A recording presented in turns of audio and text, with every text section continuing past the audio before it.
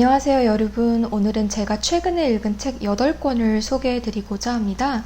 이렇게 읽은 책들을 가져왔는데요. 종이책과 전자책을 같이 읽었고요. 비문학 5권 그리고 소설책 3권을 소개해드리도록 하겠습니다. 가장 먼저 야성의 부름이라는 소설입니다. 이 책 같은 경우는 미눔 북클럽 스페셜 에디션 1권과 그리고 미눔사 세계 문학 전집 시리즈로 이렇게 1권 더 가지고 있는데요. 2권을 가지고 있지만 저는 작고 아담한 사이즈의 책을 읽는 것을 선호하는 편이라서 이 책을 읽었고요. 이 책도 같이 가져온 이유는 표지 때문입니다. 이 책의 표지에 나타난 그림이 너무나도 중요하다고 생각이 되는데 이 책에는 나타나지 않아서 좀 아쉬운 면이 있었어요. 이 책의 주인공인 버기라는 개가 굉장히 야성적이고 늑대 같은 이미지를 가지고 있는데 이 책에서 표지에서 굉장히 잘 드러난 것 같아서 꼭 보여드리고 싶었습니다. 이 책 같은 경우는 이렇게 커버가 벗겨집니다. 안에 또 다른 예쁜 커버가 있는데 여기 버기의 모습이 이렇게 그려져 있는데 내용상 저는 이 이미지와 잘 매치가 되지 않는다고 생각을 해서 좀 아쉽기는 했습니다.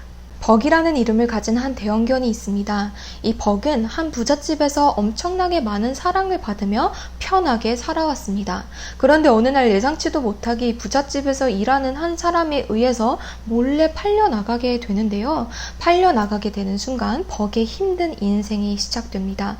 평생을 편하고 또 사랑을 받으면서 살다가 팔려나가게 된 순간부터 정말 많은 학대를 받고 고문을 당하고 또 굶주림에 시달리며 살아가게 되는데 이 책 한 권은 버기라는 개가 팔려가는 순간부터 야생에 적응하는 순간까지의 과정을 보여줍니다. 그 다음 책은 공지영 작가님의 신작 소설인 먼 바다라는 소설입니다.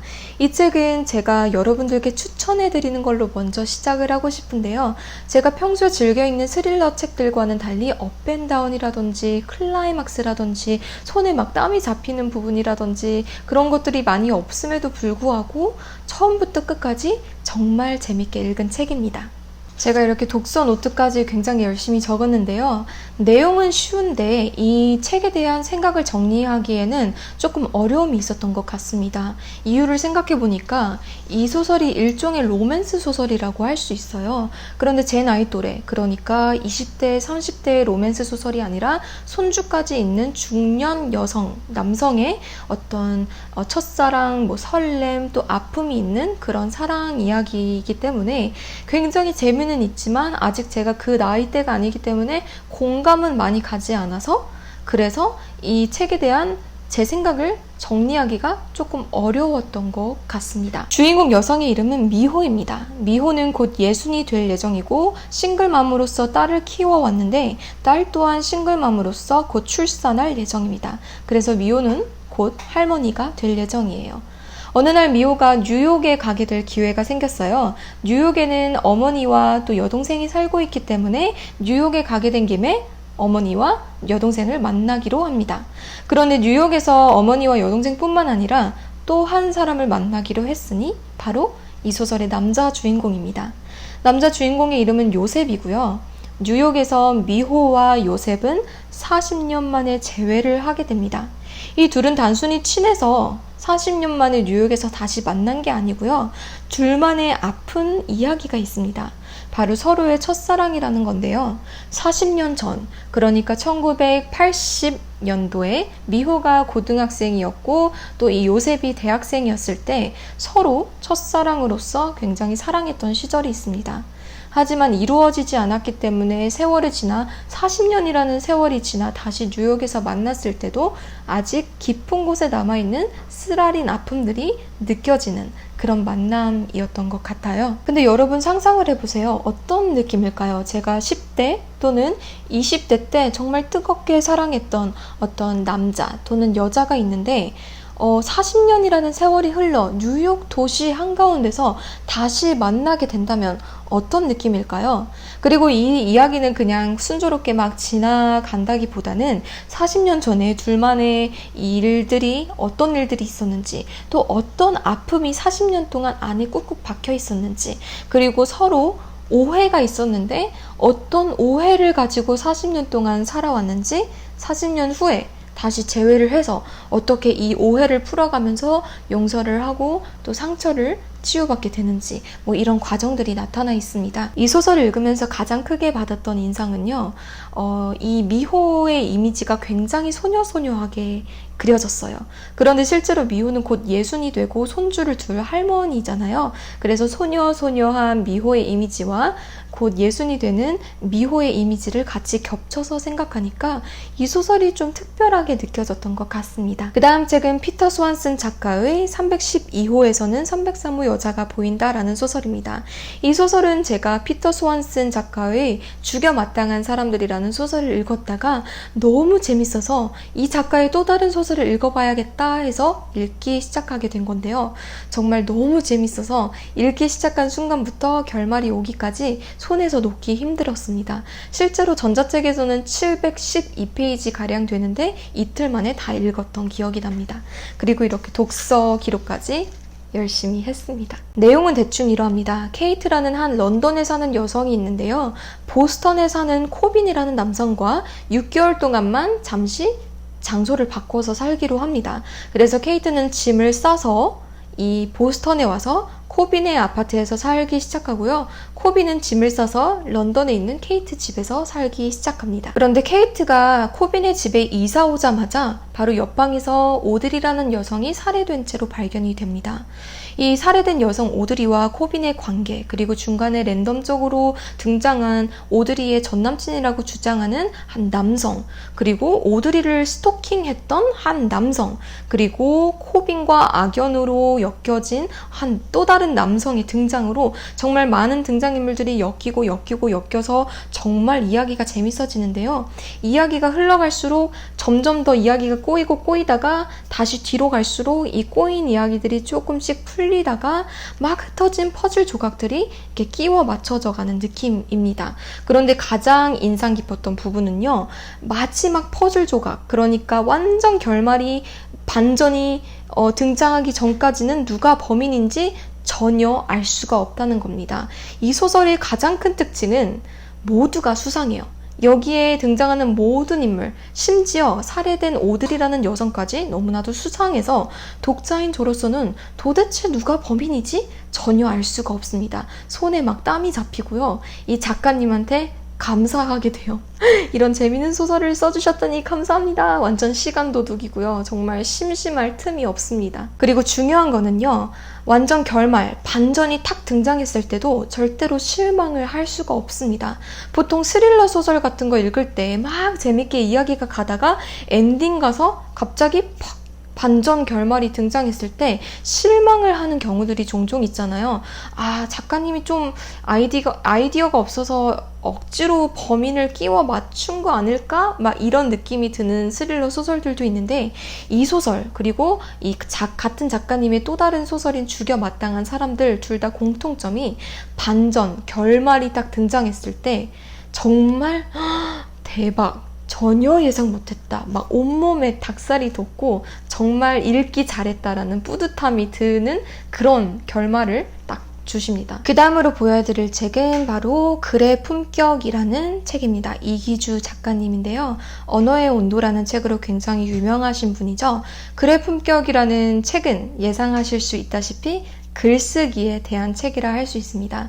제가 몇 년 전에 대통령의 글쓰기라는 책을 읽었는데 그 책 이후로 두 번째로 읽는 글쓰기에 관한 책입니다. 이 책은 어떻게 하면 글쓰기를 더 잘할 수 있을까라는 내용도 있지만 그것보다 저는 개인적으로 작가님이 글쓰기를 얼마나 사랑하는가, 글에 대한 마음이 얼마나 큰가 이것들을 느낄 수 있는 문장들이 더 많았던 것 같습니다.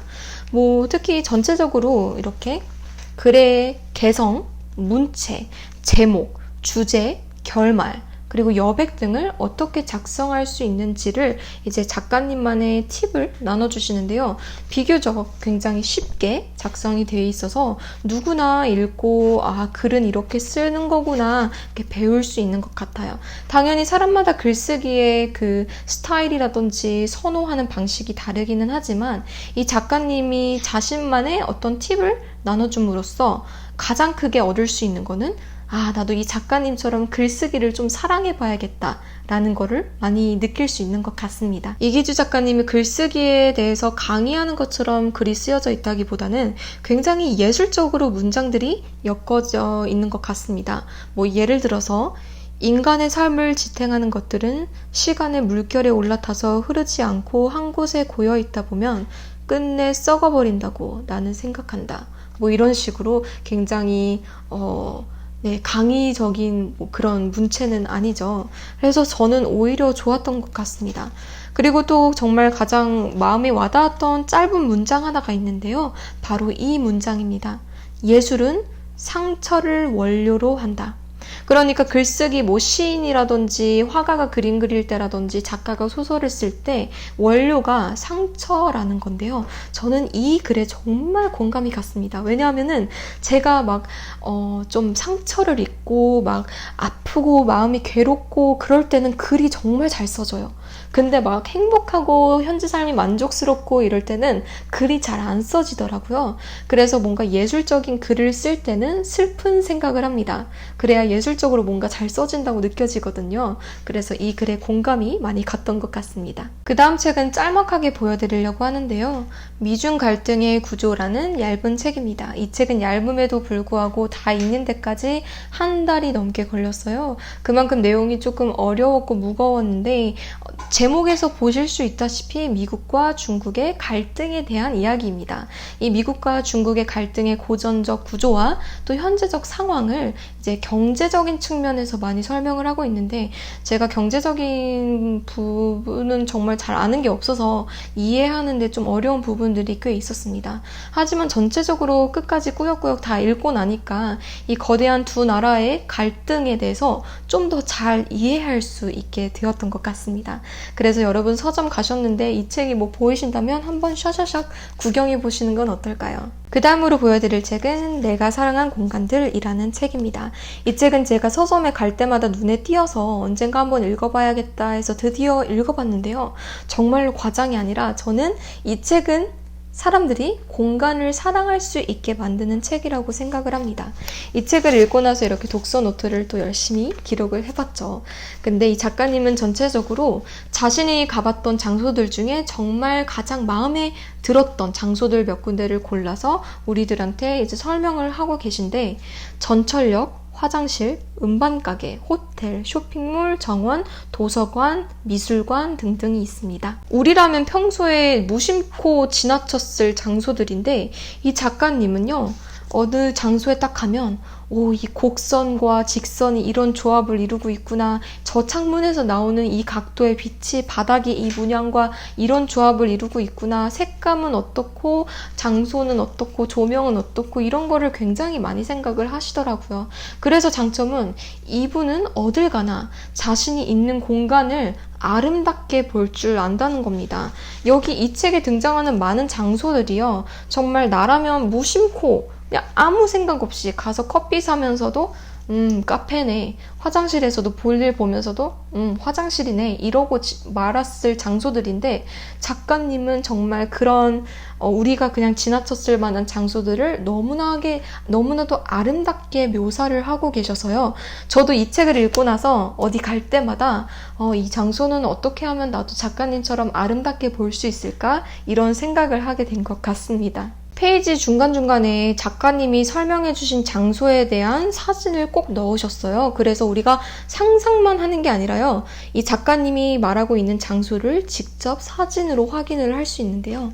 그 예시 중에 하나입니다.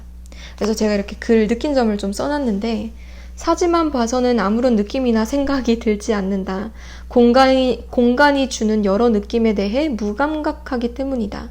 그러나 작가님의 글을 읽고 나면 바닥에 깔려있는 돌조각부터 앉아있는 사람들의 조용함까지 예술적으로 느껴진다.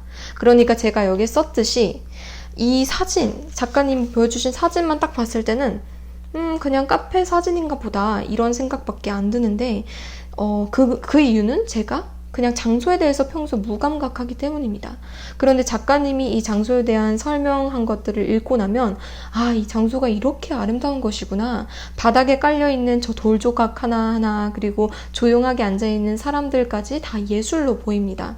그래서 저는 이 책을 읽고 나서 와, 예술이란 게 꼭 예술이라고 생각하는 게 예술이 아니라 우리 주변에 있는 것들이 다 예술이 될 수 있구나. 내가 지금 있는 공간, 이 뒤에 책들이 나열되어 있는 이 공간, 하늘색, 흰색의 조화가 있는 이 공간까지 다 예술적으로 볼 수 있는 거구나를 배우게 되었습니다. 그 다음 책은 바로 지정학이라는 책인데요.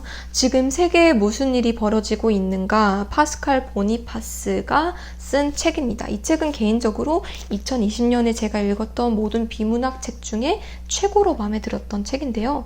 이유는 제가 최근에 지정학에 좀 관심이 많이 생겼고 또 많이 배우려고 노력을 하고 있습니다. 지정학이 지리학과 정치학, 그러니까 geopolitics, geography plus politic인데요.